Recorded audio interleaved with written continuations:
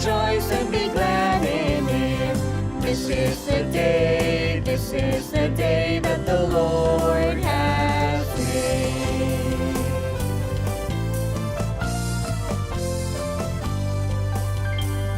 This is the day that the Lord has made, that the Lord has made.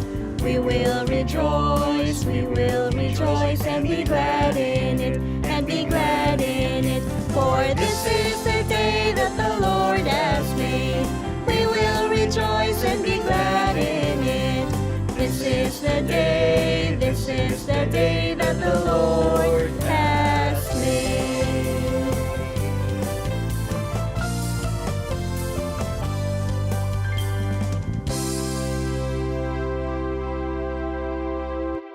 Hi kids, welcome back to this week's lesson. This week we're going to be talking about the joy of change.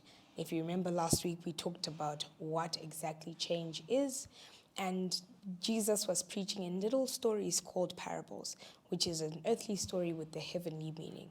Today we're going to be learning from another small little parable. Once upon a time, there was once a farmer who had 2 sons, and he loved them both very dearly. One day, the younger son said, "I'm tired of working hard. I want some money so I can go and have a good time. I want my share of the farm, and I want it now." His father was very sad. He loved his son very dearly, but he knew he would not listen to him. So what did the father do? He then gave him the money that he had asked for. "Good," said the son. I'll go home.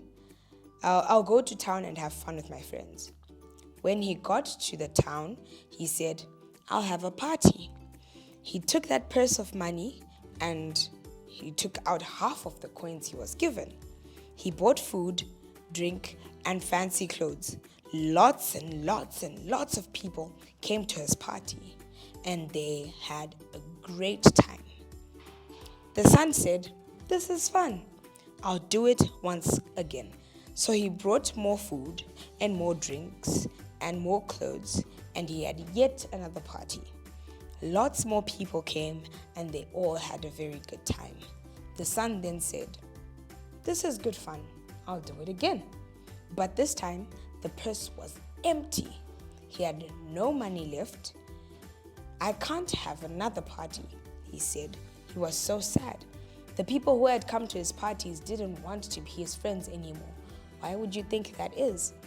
Now, he had no money, no friends, and no food. So he got a job at a farm, a pig's farm. He was so hungry that he tried to eat the pig's food. Wasn't that nasty? It tasted horrid, and he was still very hungry. At last he then said, "I'll go home and apologize to my father. I'll ask if I can work for him again." Then at last he decided to do that, and then at least I'll have some food. So the son walked all the way home. And when he got there, what do you think happened? His father saw him coming. He was so happy, very ecstatic to see him. He loved him very much. Then he shouted, "My son's coming back home." He ran to meet him in the little path. He hugged him and kissed his cheek. The son said, "I'm so sorry." But his father wasn't listening. His father said, "I thought you were lost, but now you are home. Let's have a party to celebrate." His father gave him new clothes, sandals, and even a ring for his finger.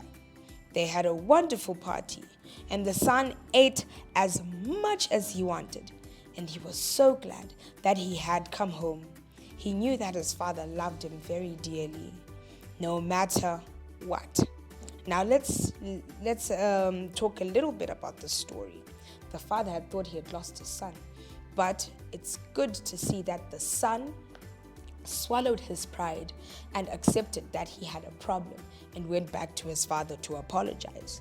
Not many of us can apologize when something goes wrong, can we now?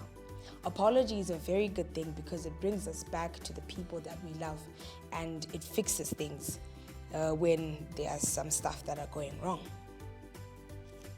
The memory verse is coming from Revelations 3 verse 20.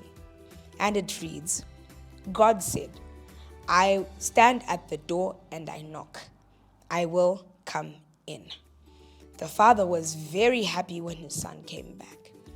He was very happy to have his son come back home. In the same way, God is happy when we allow him to come into our lives. Now, God's love is a little bit like this circle that we have over here.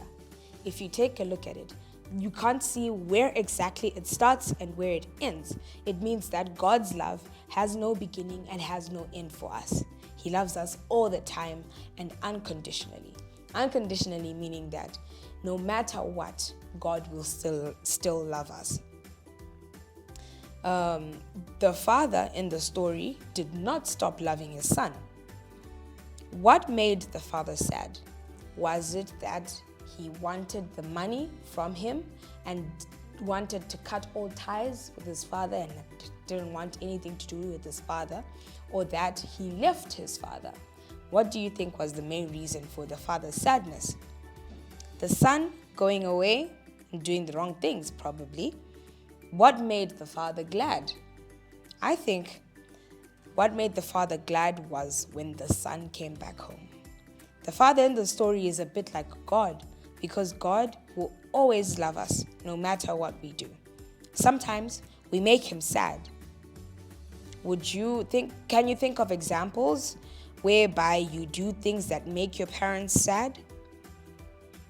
Or can you think of examples that you would do things and be disobedient, but not necessarily your parents knowing, but that will make them feel very sad? How can we make God happy? Jesus wants us to come back to him and apologize, say sorry for the wrong things we've done. Then we will be part of his family again. It is important for any new believer, however young or old, to confess their faith to someone else. This will then help us in following Jesus because we hold each other accountable. Okay, here ends our story. See you next week.